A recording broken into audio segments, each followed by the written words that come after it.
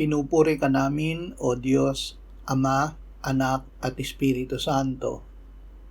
Salamat, Ama, na ibinigay mo sa amin si Jesus na iyong anak, na namatay para sa aming kasalanan, iyong muling binuhay, iniakyat at iniluklok sa iyong kanan sa langit. Salamat na ibinigay mo sa amin ang iyong banal na Espiritu, at sa pamamagitan niya ay ibinuhos mo ang iyong pag-ibig sa aming puso. Ama, ibig mo na kami ay manatili sa pakikisama sa iyo at sa iyong anak. Salamat na kung kami ay magkasala ay muli kaming makalalapit sa iyo sa pamamagitan ni Jesus. Ibigay mo sa amin ang biyaya na agad ipahayag sa iyo ang aming nagawa.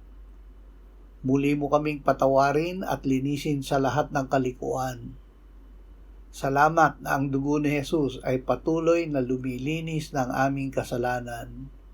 Amen.